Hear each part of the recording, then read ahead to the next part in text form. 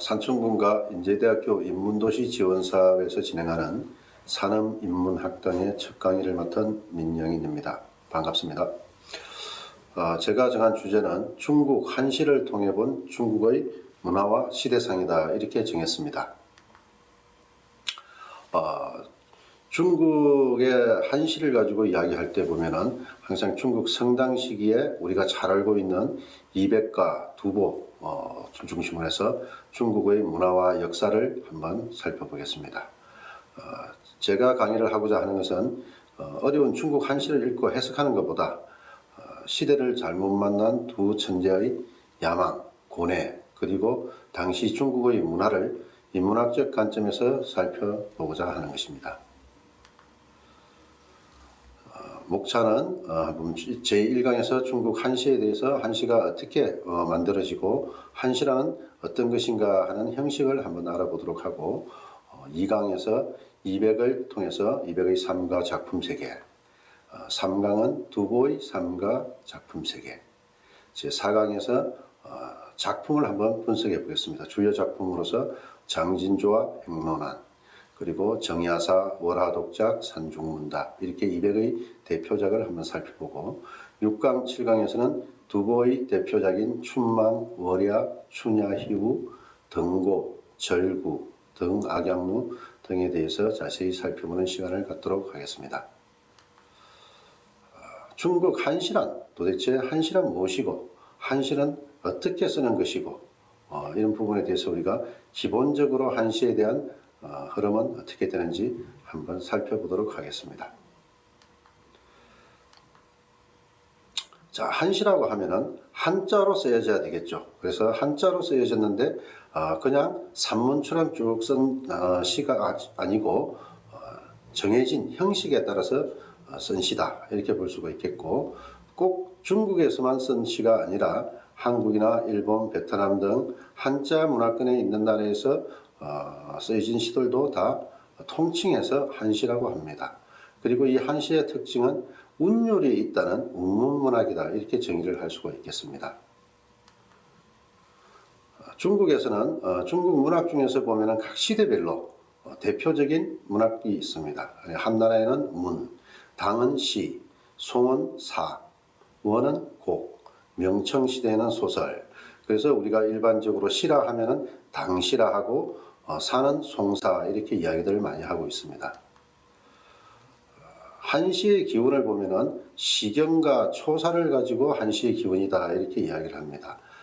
시경 같은 경우에는 북방문학으로서 오원체와 절구를 확장이 되었고, 초사는 초나라의 구론으로부터 시작되었다 하고 남방문학이다, 이렇게 보통 이야기를 많이 하고, 아무래도 좀 초사가 길다 보니까 율시의 형태로 많이 이루어졌습니다. 우리가 잘 알고 있는 패배라는 이야기를 한번 하고 가겠습니다. 우리가 보통 북자를 써놨는데 읽을 때는 패배라고 읽습니다. 중국에서 이야기를 들어보면은 북방과 남방이 싸우면 늘 남방이 북방이 졌다 해서 패북이라고 써놓고 읽을 때는 패배라고 읽습니다. 자, 초사의 기원인 된 구론의 이야기를 한번 하고 가겠습니다. 구론은 기원전 323년부터 277년까지 전국시대 말기에 있었던 초나라의 귀족이다, 이렇게 알려져 있습니다. 이름은 평이고 자가 원이다. 그런데 우리가 잘 알고 있는 어부사를 썼던 분이죠. 이분이 삼녀대부로 있을 때 소인들의 무고로 추방되어서 결국에는 강남을 떠도다 명락수에 몸을 던져 죽었다, 이렇게 되어 있고, 이날이 음력 5월 5일이라서 구론을 기리는 날이다. 우리나라에서는 단오절이라고 이야기를 하죠.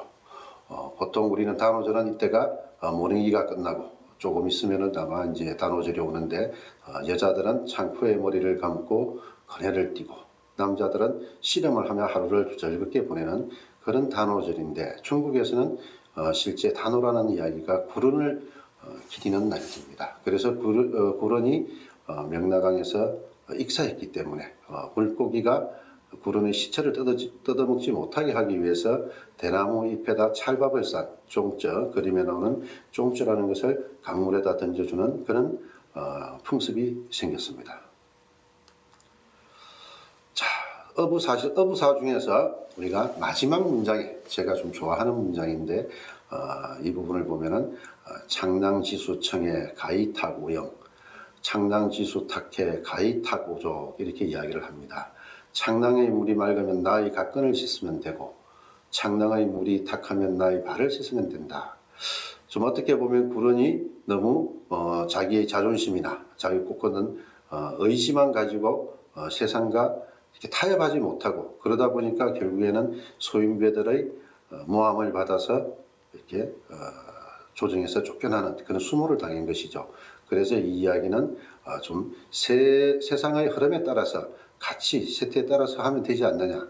물이 맑을 때는 가끈을 씻고 또 탁하면 탁한 대로 발을 씻으면 된다 하는 조금 제가 볼 때는 이 어부사는 실제는 어부하고 대화를 한 내용이지만은 자기 자신에 대한 이야기가 아닐까 이렇게 생각을 해볼 수가 있겠습니다.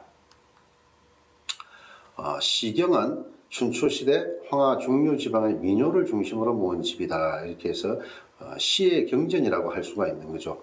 원래는 한 3,000여 편이 되었다고 하나 공자가 311편으로 간추려서 정리했고 현재는 305편이 전하고 있습니다.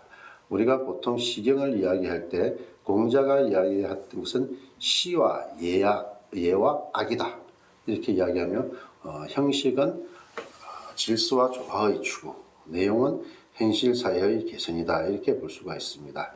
그래서 아마 중국에서 우리나라도 마찬가지지만 유학이 전통적으로 강조되었던 게 이런 시와 예와 악이라고 볼 수가 있겠습니다. 자, 그렇다면 우리가 당을 한번 보겠습니다. 당시라고 하는데 당시가 왜 중요하냐면은 당나라 시대를 기준으로 해서 고체시와 근체시로 나누어집니다. 고체시는 옛날 형식이라는 거고 근체시는 최근의 형식이다 이렇게 되는 것이죠. 그래서 고체시는 어떻게 보면은 좀 정형화되지 않고 단순히 글자와 뜻으로 이렇게 내용을 전했다 이렇게 볼 수가 있는 것이고 근체시는 절구, 율시, 배율 등의 원칙에 엄격한 원칙을 따르는 시다. 이 부분에서 나중에 우리가 배우게 되는 두보의 시가 이런 근체시의 정형이 되고 두보가 어떻게 보면은 근체시를 완성을 했다고도 이야기를 하고 있습니다. 당시라고 하면은 중국 당나라 시대에 지으신 시의 총칭을 당시라고 하는데 당시가 얼마나 많이 쓰여졌느냐 하면은 청나라 때 강희 46년에 편찬된 전당시 당나라에 있는 전체 시를 갖다가 한번 보면은 약 2,300여 명의 시인이 5만 여수에 가까운 작품을 거기에 실려 있습니다. 물론 여기에 실려 있지 않은 작품들도 있겠죠. 그렇게 볼 수가 있고 우리가 또 당시 중에서도 당시가 4단계로 보통 많이 구분을 합니다. 저는 초당, 성당, 중당, 만당이다 이렇게 하는데 각 시기별로 대표적인 시인들을 보면은 초당 시기에는 초당 사글이라고 하는 왕발, 노조린, 양형, 낙빈왕이 있고 성당 시기가 당나라가 가장 문화나 어떤 이런 문학이 번성했던 시기를 성당이라고 합니다. 이때 대표적인 시인이 왕유, 이백, 두보 같은 시인입니다. 왕유 같은 경우에는 술과 육식을 하지 않으면서 불교에 좀 많이 깊이 관심이 있어가지고 보통 우리가 왕유를 이야기할 땐 시불이다 이렇게 이야기를 하고 이백은 도가 사상 쪽에 많이 좀 전맥이 되어 있습니다. 그래서 웅대한 악보의 풍경을 많이 묘사를 했기 때문에 시선이다 이렇게 이야기를 하고 두보는 아무래도 유교 쪽에 육아의 어떤 전통을 가지고 있다 보니까 현실에 충실하고 또 시대상을 많이 적었기 때문에 시성이다 이렇게 이야기를 합니다. 그래서 중당 시기로 넘어가면은 중당에는 한유, 백거이, 유종원, 이하 같은 시인이 있습니다. 이하 같은 경우에는 보통 보면 좀 엄울한 시를 많이 적었다 해서 시귀다, 시의 귀신이라는 귀자를 써서 시귀다 이렇게 많이들 이야기를 합니다. 그리고 만당에 가면은 두목, 이상은이 있는데 두목 같은 시인은 우리가 많이 아마 작품 속에서도 많이 보는 경우가 있습니다.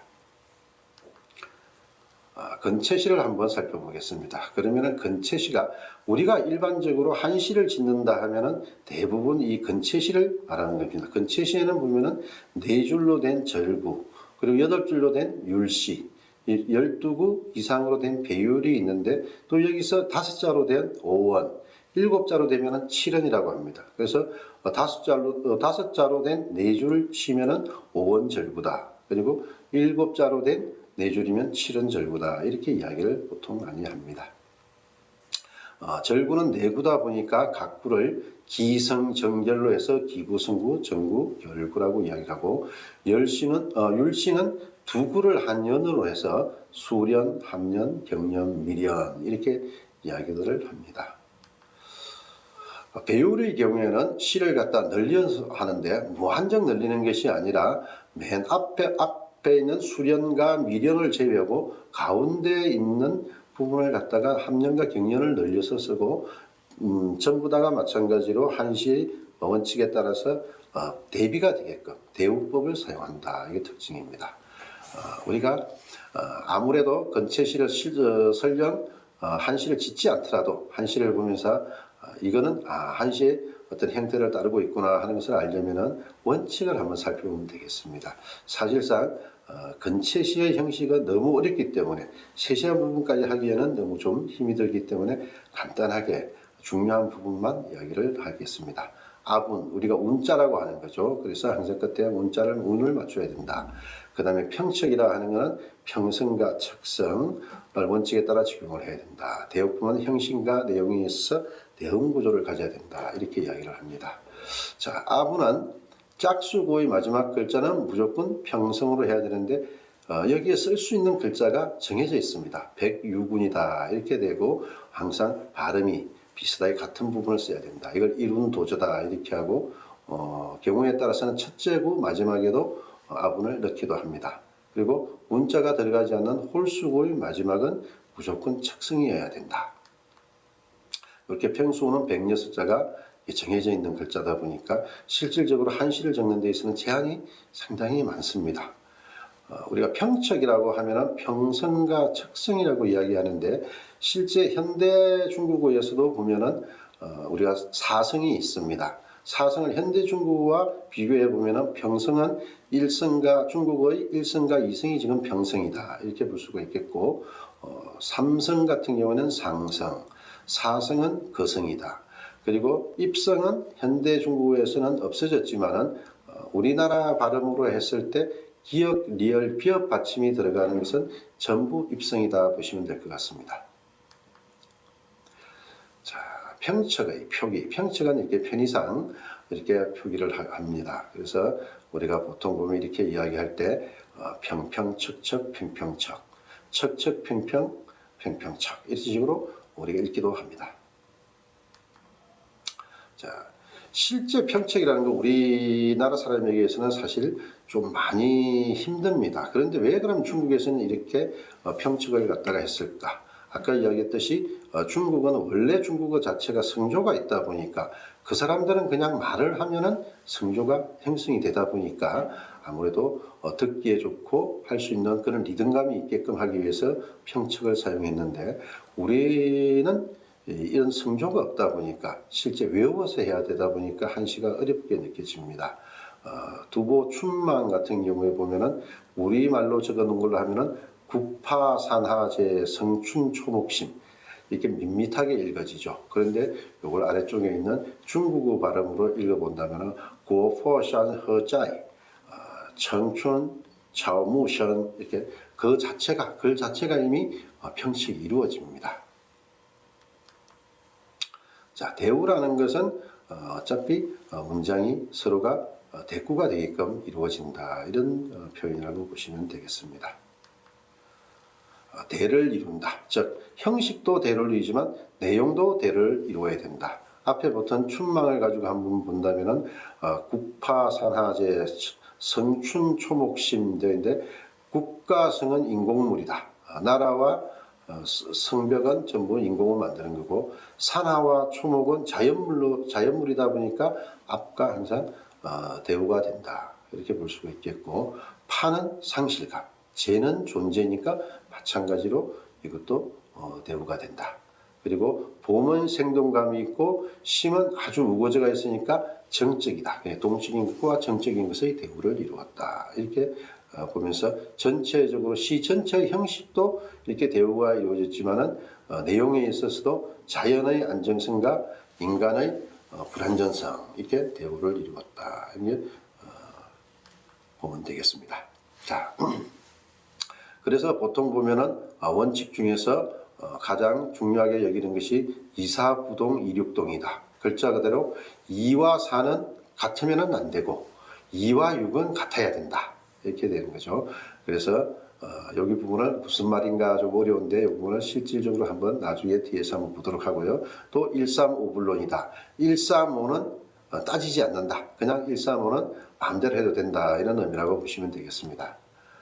그리고 반전법은 항상 반가점이라는 것은 한 번은 반대로 갔다가 한 번은 같아지고 하는 그런 내용들인데 이걸 한번 보겠습니다. 이렇게 보면은 이과 평평척척 평평척이 되었다면 밑에는 위에가 처음 시작이 평성으로 했다면 아래는 척성으로 바뀌어야 된다. 그리고 3은 또 위와 같아야 되기 때문에 또 척성으로 시작을 한다. 이런 행태가 반전법이다. 이렇게 보실 수가 있고 앞에서 이야기했던 원칙들이 따르고 있다. 이렇게 보겠습니다.